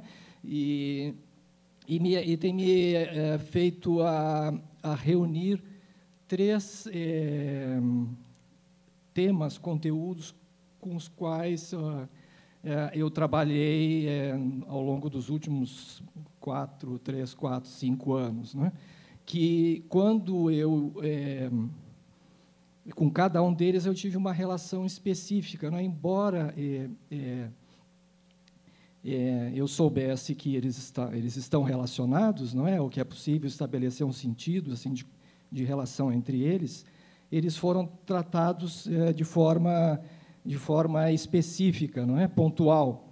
Então, foram 3 temas, não é? Um foi megaprojetos e povos indígenas, e o outro foi direito de consulta e o consentimento prévio, e o terceiro foi os sistemas próprios de tomada de decisão. Eles estão relacionados a 3 projetos ou atividades que eu estive envolvidos de estudo, né, de investigação, com vistas a gerar conteúdos para, enfim, incidência política, transparência, não só assim no campo da sociedade civil, mas também do próprio movimento indígena, etc. Eu venho mais assim do campo da sociedade civil, né, trabalhando com algumas passagens pelo campo acadêmico, mas mais sociedade civil. E eu vou um pouco... então, eu estou nesse esforço, né, inclusive intelectual, de reunir esses três assuntos, né, com os quais eu estive relacionado, de uma forma, em alguns momentos, mais central, né, na minha trajetória, mais uma trajetória, uma experiência, e que agora eu tento reunir, e que eu chego assim a uma conclusão, não é, que nós vamos passar por todos eles, né? Assim que nós estamos num momento que não é de hoje também, mas tentando chegar a alguma conclusão, sobre tudo isso, não é? Assim que nós estaríamos num momento assim entre um conflito ou uma disputa entre autodeterminação e o que eu chamei de neocolonialismo interno, voltando, né, àquela categoria, não é, lá do Gonçalo Casanova, década de 60, né, o colonialismo interno, né, e que também o professor Roberto Cardoso, aqui no Brasil, trabalhou, não é, tentando trazer essa categoria, né, essa noção de colonialismo interno, para se entender a situação dos povos indígenas no país, né? Então, eu chamo de neo assim porque talvez nós estejamos vivendo num outro momento em que a gente tem que pensar essa categoria no contexto atual, não é? Então, eu usei neo nesse sentido, né, que ela tem que ser pensada. Nós estávamos lá na década de 60, né, o processo de construção do Estado, estados extremamente centralizados, né, e que seguiram a várias ditaduras militares, né, que centralizou mais ainda. Nós estamos em um outro momento, né, em alguns países, né, de chamados governos progressistas, de esquerda, etc., onde algumas atividades, especialmente atividades que impactam territórios indígenas, né, em especial obras de infraestrutura, né, chamados megaprojetos, e as políticas, né, de extração de recursos naturais, são colocados como uma necessidade para a promoção, não é, de promoção social, a inclusão social, o combate à pobreza, enfim, nós estamos num outro momento que a gente tem que focar um pouco, não é? Mas eu acho que a categoria, essa noção, né, de colonialismo interno, ela ainda é útil para nós entendermos, né? Então, a gente pode começar. Eu tive, o ano passado, eu tive a oportunidade de realizar um estudo a pedido do Instituto de Estudos Socioeconômicos, INESC, que era uma ONG que eu estive trabalhando 7 anos, e de fazer um cruzamento entre as obras do Plano de Aceleração do Crescimento, do PAC, né, que foi lançado em 2007, no primeiro ano do segundo mandato do presidente Lula, e que é um plano nacional e que ele está num contexto, né, das infraestruturas em nível sul-americano, que é dentro da chamada Iniciativa de Integração das Infraestruturas na região sul-americana, né, a chamada IRSA, né, que era, digamos assim, um projeto que emergiu, tendo à frente principalmente Banco Interamericano e outras agências financeiras multilaterais, inclusive regionais, né, como a Corporação Andina de Fomento, etc., e que teve digamos, um programa, não é, um projeto, uma estratégia nacional, que foi esse PAC, né, o Plano de Aceleração do Crescimento. E me foi colocado o desafio de identificar, dentro das obras na Amazônia brasileira, aquelas que teriam influência, impacto, né, nos territórios ou na população indígena. Então, eu pude identificar, né, quer dizer, um mega plano, né, com mais de 500 obras, etc., em todo o Brasil, mas de 82 obras nos chamados eixos de energia e transporte, que aí é tanto transporte terrestre quanto fluvial, de 82 obras, 43 elas têm impacto nos territórios ou nas populações, porque passam próximo e a gente sabe que tem influências, né, ou por atrair os indígenas para as obras, ou por atrair pessoas que vêm de fora para trabalhar, ou conflito de terra, a pressão sobre os recursos naturais, invasão de território para caçar, pescar, etc., etc. Então, eu fiz essa identificação e deu para observar esse grande número de obras, não é? Praticamente todas a região amazônica, especialmente as hidrelétricas, hidrovias e rodovias, não é? Impactando os territórios. E também deu para identificar uma expansão das obras no sentido da Bolívia e do Peru, né? Ou seja, a expansão dos interesses econômico-políticos brasileiros em direção ao Pacífico, né, com vistas a comércio, especialmente com a Ásia, né? Próximo, por favor. Tem um mapinha que é aquele, aquela outra, este aí. Este mapinha, se apertar embaixo ali naquela bolinha azul, na bolinha azul. Isto. Esse mapinha eu trouxe do jornal Valor Econômico, né? O Valor Econômico achou interessante o resultado do estudo.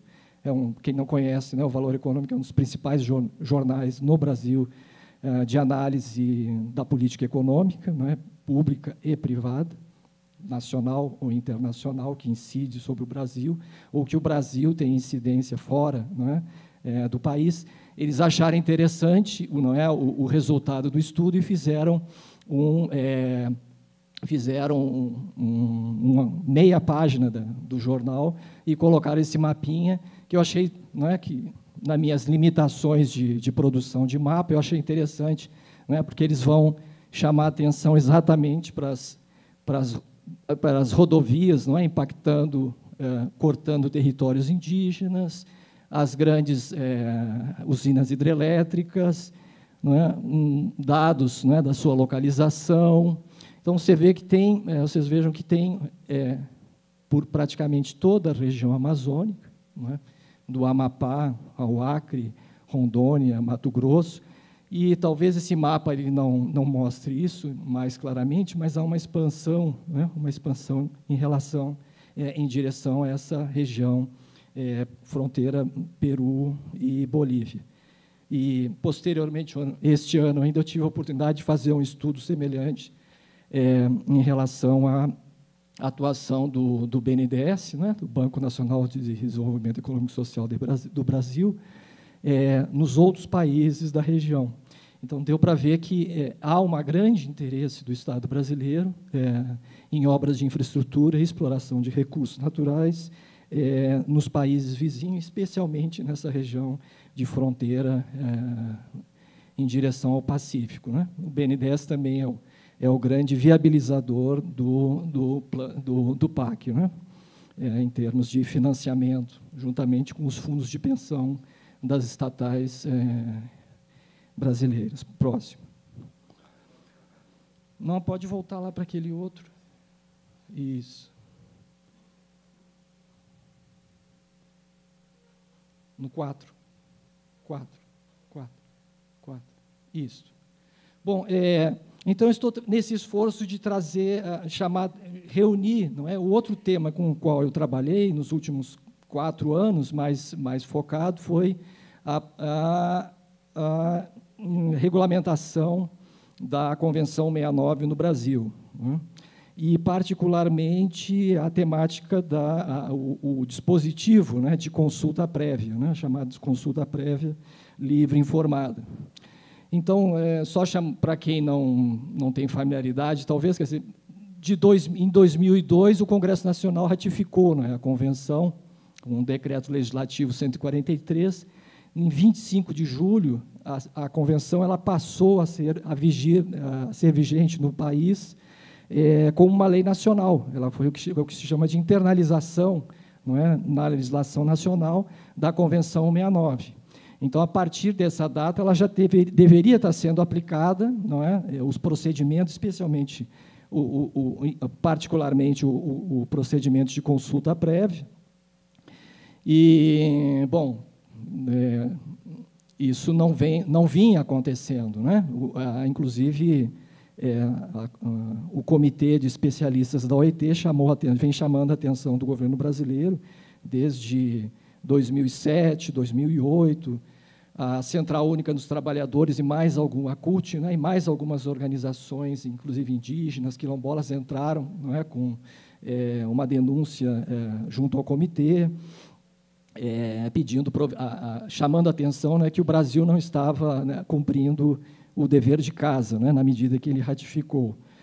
E, bom, dia 19 de abril, o presidente Lula, né, ele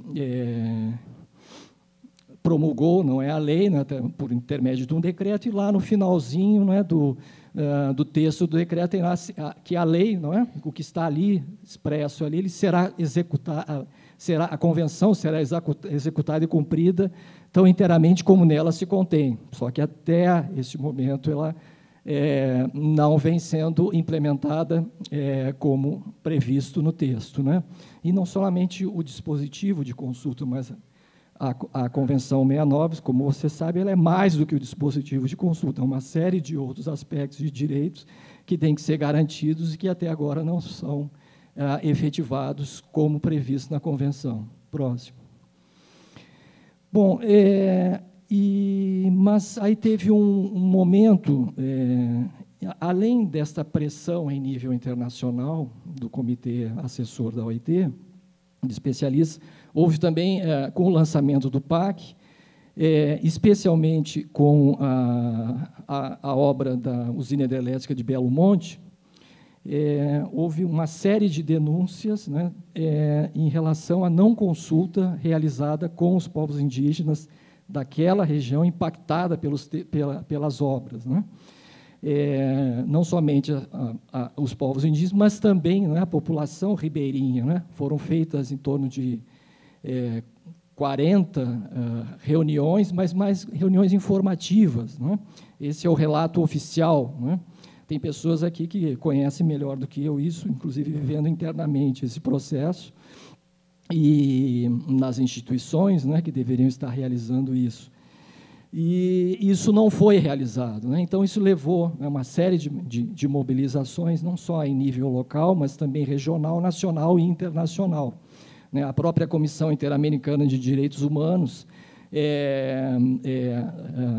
enviou, não é, ou colocou em público, né, um documento em que ela chamava a atenção do governo brasileiro de que ele deveria paralisar o processo de construção da hidrelétrica e ser feito a consulta às populações antes de dar início, né? Houve também, não é, 20 associações científicas no país, como a Associação Brasileira de Antropologia, a Associação Brasileira de Ciência, a Sociedade Brasileira para o Progresso da Ciência, e, enfim, mais 17 associações, grandes associações científicas, Associação de Estudos Populacionais, dos cientistas políticos, enfim, não me recordo agora todas as associações, mas 20 associações científicas, né, também entregaram, e ainda tive o privilégio de ir lá protocolar na Presidência da República essa carta, né, das 20 associações, chamando a atenção da presidenta de que deveria ser, que o processo, né, não estava de acordo, inclusive, com a legislação nacional, com a convenção, e que deveria ser paralisada a obra e ser feita a consulta às populações, né, afetadas. O próprio, como eu falei, né, o Comitê de Peritos sobre a aplicação de convenções e recomendações da OIT também se manifestou e vem se manifestando desde 2008 e pedindo que o governo brasileiro regulamente isso. E o governo brasileiro está no limite, né? No próximo ano ele corre o risco de ter alguma sanção, não digo sanção, mas ficar numa situação difícil na comunidade internacional, porque ele já deveria ter regulamentado o procedimento próximo. E, em vista dessa pressão, pressão não só internacional, dos movimentos sociais, do movimento indígena, ONGs, comunidade científica, também pressão dos investidores, que começam a sentir a insegurança, nos investimentos em obras, que não são poucos recursos investidos, e que quem acompanha um pouco isso sabe que muitas vezes as obras são paralisadas, isso tem um custo, para o financiador, tem um custo para o empreendedor, enfim. O governo, em janeiro de 2012, o Ministério, a Secretaria-Geral da Presidência, juntamente com o Ministério de Relações Exteriores, eles criaram um grupo de trabalho com o objetivo especificamente de regulamentar a consulta em obras de infraestrutura. Era o foco, o grupo foi criado especificamente, não é para discutir a convenção, a aplicabilidade da Convenção 69 em geral, todos os aspectos de direitos, etc. Especificamente nas obras de infraestrutura, como fazer esse procedimento. Próximo. Bom, a partir de então, em março, a partir da instalação, desse grupo de trabalho, ele começou a trabalhar, e em março foi realizado em Brasília um seminário, onde se trouxe lideranças indígenas, quilombolas e de populações tradicionais, foram convidadas pelo governo algumas ONGs, e para, digamos assim, o primeiro debate desses vários setores em relação à regulamentação da consulta prévia, como se posicionaram. Como se posicionavam eles? Trouxeram o James Anaya, veio James Anaya, falou, alguns especialistas que trabalham nesse comitê de acompanhamento da OIT, e, na ocasião, especialmente o movimento indígena, eles colocaram a posição de que eles não queriam ser meros observadores, participar de um processo. Eles eles queriam ser protagonistas do processo. Eles queriam que o governo brasileiro, assim como criou um grupo de trabalho interministerial, também desse as condições para que os próprios indígenas, suas organizações, formassem um grupo de trabalho próprio e elaborasse, uma proposta, junto com seus assessores, junto com as lideranças, etc., e, quando chegasse a proposta governamental, eles pudessem também ter um tempo para discutirem um documento, uma estratégia de discussões nas regiões, e o governo se colocou, especialmente em relação à criação desse GT próprio, né, se colocou contrário a isso, né, contrário a isso. E, desde o começo, a questão da decisão não vinculante, né, dos indígenas em relação à consulta foi colocada como inegociável, né? A última palavra é do Estado, e quem acompanhou, por exemplo, Munduruku, né, que eles estiveram, mais de 100 lideranças estiveram em Brasília, há uns 2 meses atrás, não estava em negociação, vinculação. Vocês podem participar, podem dar opinião, podem negociar, podem escolherem quais são as compensações, etc., mas a vinculação sobre a decisão que vocês tiverem, ela não vai influenciar na decisão final. A obra vai acontecer. O que está em negociação são as compensações. Tem sido esse a discussão, a posição governamental até hoje, né? Próximo. Bom, aí tinha, né, trouxe aqui um seminário, a instalação de um grupo interministerial, teria um comitê facilitador, etc., e uma agenda de trabalho até 2003. A ideia era de que se chegaria ao final de 2013, desculpe, em dezembro de 2013, com uma proposta uma minuta, não é? Uma proposta de decreto a ser editado ou pela presidência ou talvez encaminhado para o Congresso Nacional para discussão. Próximo. Entretanto, em paralelo a esse processo, não é? O que paralisou inclusive a discussão, em julho de 2012 teve a publicação da portaria 303 da Advocacia Geral da União, e todo esse arranjo que havia sido feito, né, de discussões nas regiões, etc., ele foi paralisado. Quer dizer, o movimento indígena, desde então, se colocou numa posição de que não vai entrar numa discussão sobre consulta prévia, enquanto a portaria estivesse vigente, né? E 2 meses depois, se não me falha a memória, foi editado uma emenda a essa portaria, colocando ela em suspensão, mas, mesmo assim, o movimento indígena continua na posição de que ela deve ser revogada, né? E, além disso, também, em paralelo, né, nós temos hoje, né, a chamada PEC 215, né, que, além de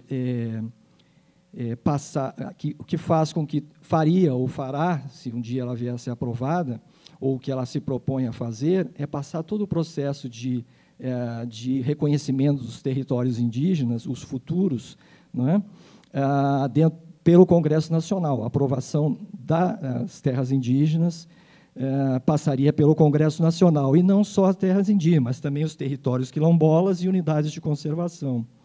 E, além disso, ele coloca a possibilidade de serem revistos alguns territórios, algumas delimitações já feitas, né? Quer dizer, ele volta atrás, né? Não seria não só para o futuro, mas ele volta atrás e dá a possibilidade de revisão. Ou seja, cria um ambiente de pressão muito forte, né? Cria uma pressão muito forte. Alguns analistas concluem que a PEC 215 ela é inviável. Hoje, não só pela sua inconstitucionalidade, mas pelo trâmite que ela tem, não é, dentro do Congresso Nacional, a não ser que houvesse alguma gambiarra dentro do Congresso, algum, né, voto de liderança, algo assim, não é? Então, e fosse direto para o plenário, não é? Mas ela não entraria este ano, né?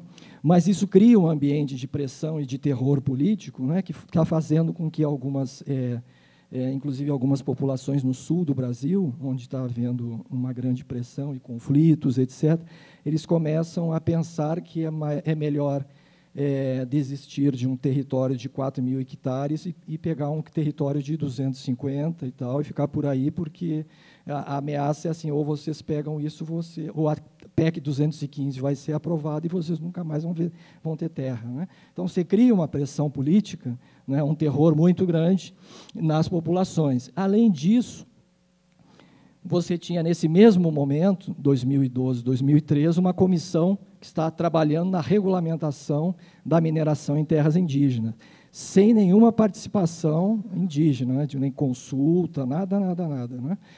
Isso foi expresso, né, pelo relator, pelo presidente. Infelizmente, o presidente, além de ser presidente desta comissão, ele é o presidente também da Frente Parlamentar de Apoio aos Povos Indígenas, então ele fica sempre do Partido dos Trabalhadores. Então, mais recentemente, ele tem mudado as suas posições, não é? E se tornado mais, digamos assim, mais pró-indígena e menos sujeito às pressões partidárias, políticas, etc., etc. E, além disso, atualmente se tem uma comissão mista no Congresso Nacional que ela está trabalhando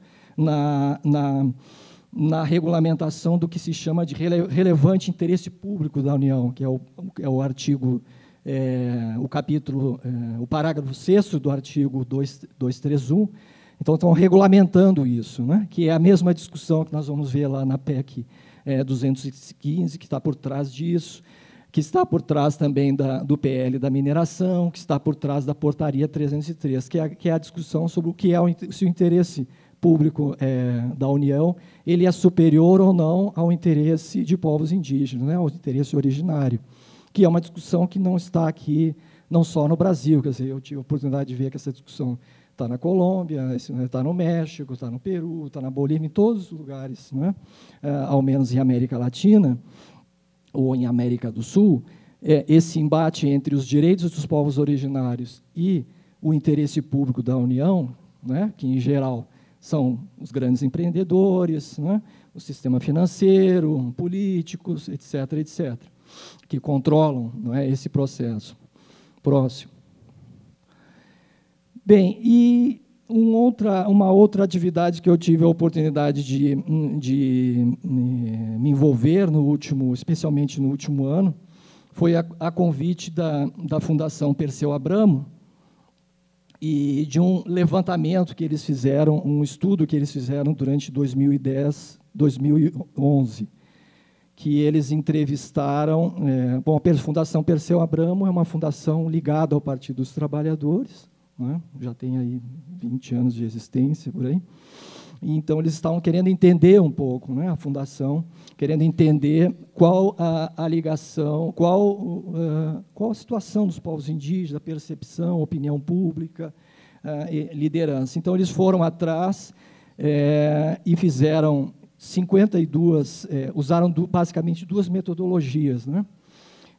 Uma qualitativa, entrevistaram 54 lideranças em diferentes partes do país, e depois entrevistaram aplicaram um questionário a mais de 400 indígenas, também, principalmente nas grandes capitais, e mais quase 2.500 pessoas não indígenas também foram entrevistadas. Isso foi publicado, saiu agora no maio, junho deste ano, o livrinho saiu com o resultado desses estudos, e eles convidaram algumas pessoas de diferentes temas, né, com diferentes temas, áreas de interesse, para pegar esse material, né, ter acesso a todas as entrevistas transcritas. Eles transcreveram todos os relatórios, todas as entrevistas, todas as tabelas que foram produzidas, né, de análise dos dados quantitativos, e eles colocaram à disposição. Aí tive a sorte de ser uma das pessoas convidadas para fazer a análise, e me deram o desafio de trabalhar com o tema direito. Aí eu disse, aquele monte de material, né? Bom, deixe-me ver o questionário. Aí fui no questionário, aí tinha lá algumas perguntas, né? Sempre a gente acaba, a próxima, por favor, a gente acaba indo para acaba indo assim, direito, acaba pensando assim no direito que é chamado o direito do branco, né, ou os direitos humanos dos povos indígenas na legislação nacional e internacional. E aí eu identifiquei que tinha uma pergunta lá relacionada a conflitos internos.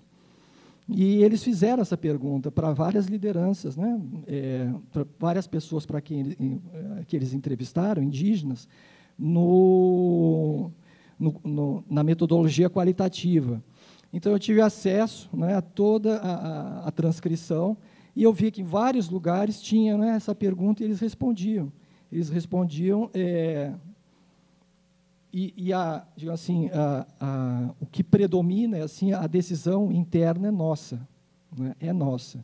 Nós só queremos a intervenção do Estado se nós não damos conta. Né? Se nós não damos conta, tudo bem, a gente vai chamar a Polícia Federal, vai trazer a FUNAI, mas enquanto a gente conseguir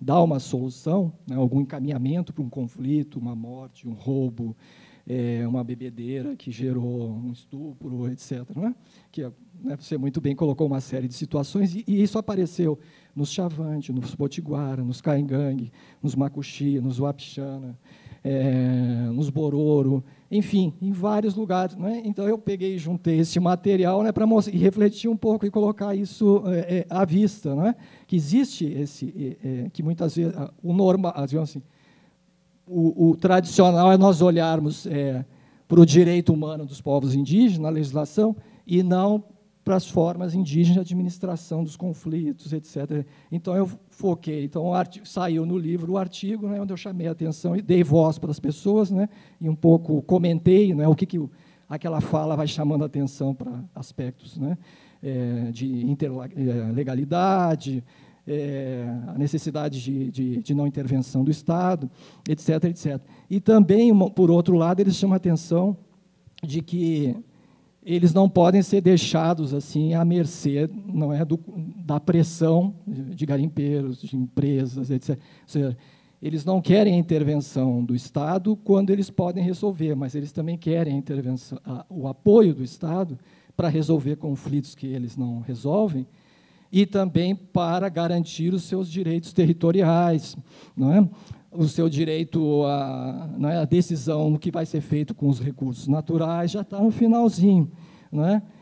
Eu não vou entrar assim, acho que você já deu uma série de situações assim, não é? que exemplificam o que apareceu, não é? Acho que está lá o artiguinho, é só chamar atenção para isso. Né? Então, eu vim trabalhando, pensando isso, né? Aonde a gente pode. Próximo, por favor.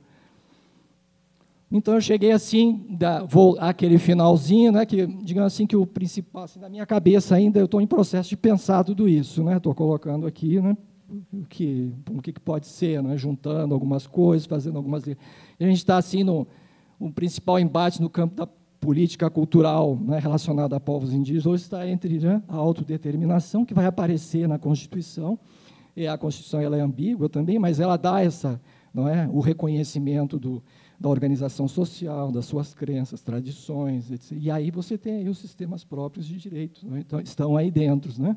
Direito consuetudinário, etc., etc. Então, a Constituição, a Convenção 69 e a Declaração de Direitos Humanos das Nações Unidas, né? Dos povos indígenas, em contraponto ao chamado relevante interesse da União, né? Relacionado especialmente aos megaprojetos e aos extrativismos, né? Mineral, petroleiro, florestal, etc., etc. A portaria 303, né, da AGU, a PEC 215, o PL da mineração e essa regulamentação do que é o relevante interesse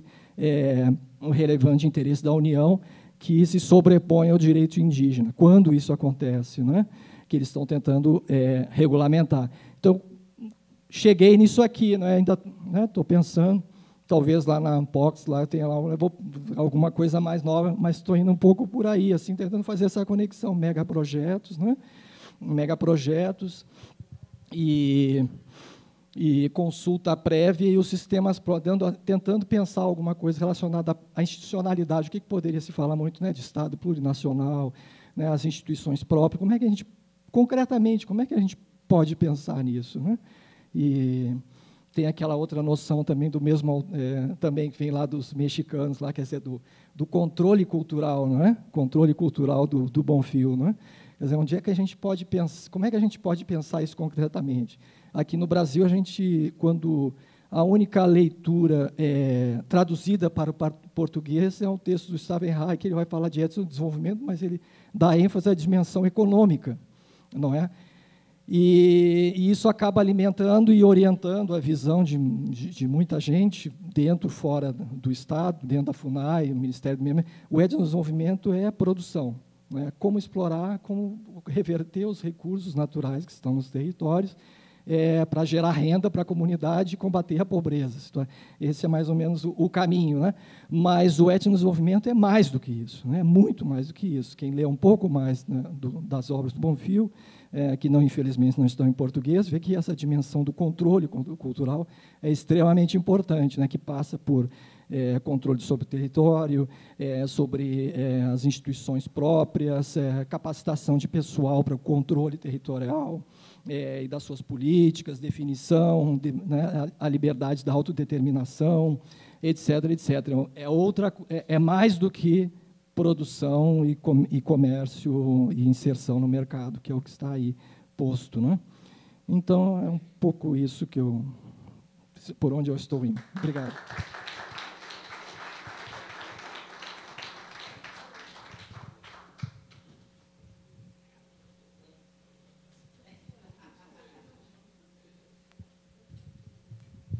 Eu convido novamente os integrantes da mesa, sob a presidência do professor Vladimir, a subirem ao palco, a integrarem a mesa. E gostaria de solicitar às pessoas, por uma questão de tempo, vamos limitar a 3 perguntas. E essas pessoas que realizem as perguntas, por favor, sejam breves, porque tem, alguns dos palestrantes têm compromissos. Então, peço para vocês isso. 3 perguntas breves.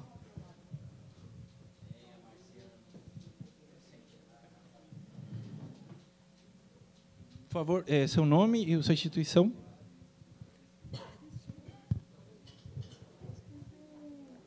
Podemos ir?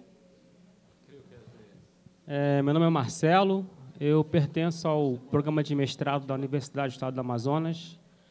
E meu questionamento é para o professor Edson Damas, né? O senhor explanou aí e colocou à nossa vista a visão do direito positivado brasileiro em relação às comunidades e os seus casos específicos. A pergunta é, e a visão deles, o universo jurídico deles, em relação ao nosso direito positivado, e se nesse universo jurídico deles, como funciona, se existe a possibilidade de gambiarra.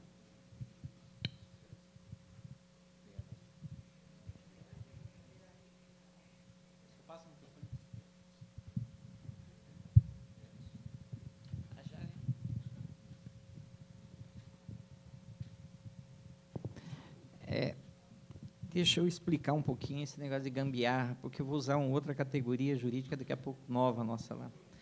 Eu admiti para vocês aqui, quando eu atuo nessas questões, nesses processos, eu atuo como Estado. Sou membro do Ministério Público, procurador de Justiça, os colegas promotores, juízes, a gente é Estado juiz. E nós admitimos isso. Nós admitimos que nós fazemos, sim, gambiarra jurídica. Por quê? Porque não tem uma legislação. O Estado Nacional, esse Estado da modernidade, ele não tem algo claro, específico, contundente, que nos, em tese, e de forma muito objetiva e clara, nos autorize a promover essas gambiarras, entre aspas, jurídicas. Agora, eu, enquanto autoridade, o promotor e tal, nós admitimos que fazemos gambiarras jurídicas, mas em nenhum momento nós somos aloprados jurídicos. Aloprados é outra coisa, nós não somos aloprados. Por quê? Porque nós, nesses nossos diálogos, nessas nossas convenções, né, dessas autoridades, lá, principalmente da primeira instância, nós temos sempre em mente dois grandes nortes, dois grandes princípios para seguir, né, para não sair de maneira doida aí inventando coisas. Nós temos 2 grandes princípios. O primeiro, partindo do próprio texto constitucional. O que diz a Constituição? Que se reconhece o direito à organização social, o costume, ou seja, a organização social A organização, a maneira como eles vivem, se organizam, é um direito deles. Esse é um primeiro aspecto. O segundo, lá no 216, inciso 1, diz que o modo de viver, o modo de vida deles, aquilo é cultura. Inclusive, é um bem cultural brasileiro. Ou seja, está autorizado, nós estamos autorizados nessa leitura do texto constitucional, nós estamos autorizados a fazer, a promover as nossas, entre aspas, gambiarras jurídicas. Ou seja, reconhecer e respeitar a sua organização social e o seu modo de vida. Até porque vem a pergunta, para que serve o direito? O direito não é para regular a vida em sociedade? Ué, eles não estão regulando, se resolvendo em sociedade? E aquilo que eles promovem não é direito? É direito. Então, essa é um primeiro pressuposto, um primeiro princípio. E o segundo, que aí já é uma de ordem mais teórica, mas também não vou entrar aqui nessa discussão, que a pergunta é o seguinte, que a gente faz para o juiz. Me diga uma coisa, você vai exarar uma sentença, um provimento jurisdicional. A pergunta que a gente faz é quem será, ou qual sociedade é destinatária dessa tua decisão? Para quem você vai decidir? Ué, você vai decidir para eles, dentro da organização social deles, dentro do contexto deles e tal. Então, o que você recomenda? Você tem que botar na cabeça, entender como é que é essa forma desse povo, como é que esse povo se organiza, o que é importante para eles, os valores deles e tal. E por isso que, naqueles casos, invariavelmente, em todos aqueles casos, nós temos uma manifestação antropológica, um parecer antropológico. O caso Basílio tem parecer antropológico, dos dois casos do Canaimé, parecer antropológico. No caso específico do Amarildo Terêncio, teve um antropólogo que ele foi ouvido em audiência pelo juiz, ele deu o parecer oral, reproduzindo. Todo o caso é documentado com a documentação produzida pela própria comunidade, ou seja, ouvidas, e aí eu quero me dirigir ao Marciano, todas as lideranças, a autoridade, a gente não decide nada, e o juiz não decide sem ouvir a comunidade. O que a comunidade pensa a respeito daquilo?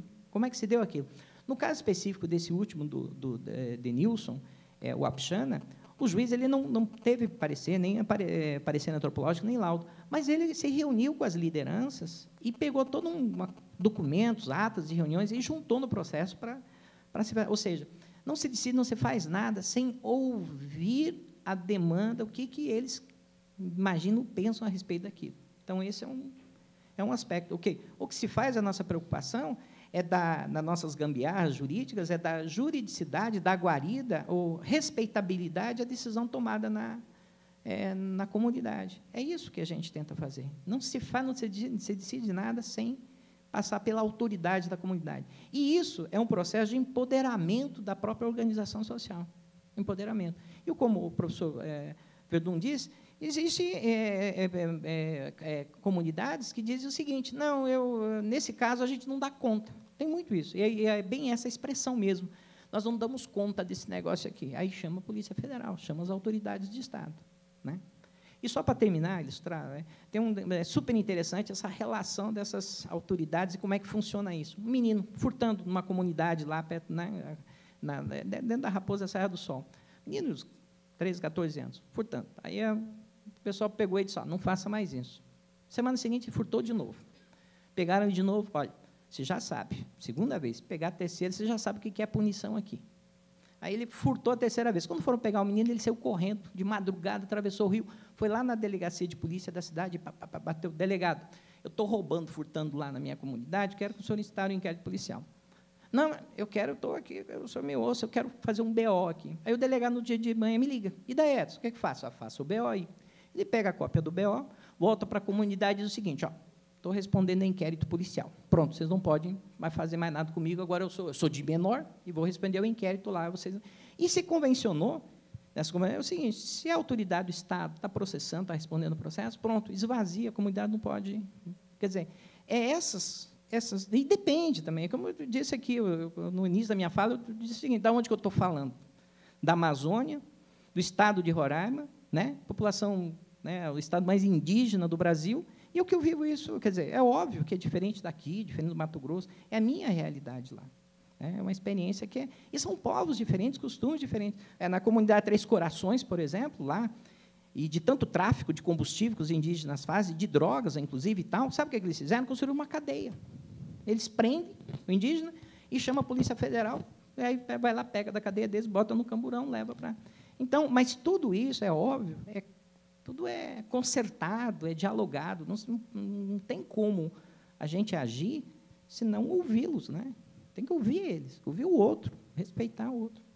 Assim entende. Obrigado, professor. Alguma outra pergunta?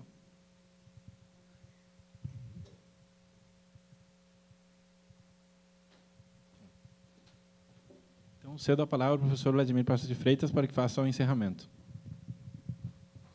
Bom, agradeço aos palestrantes. Aprendemos muito, todos nós, com as palestras hoje. Foi interessante, o tema é extremamente difícil. A gambiarra que ele fala, na verdade, nada mais é do que a interpretação da lei. A lei de introdução ao Código Civil prevê que o juiz deve recorrer a princípios, a costumes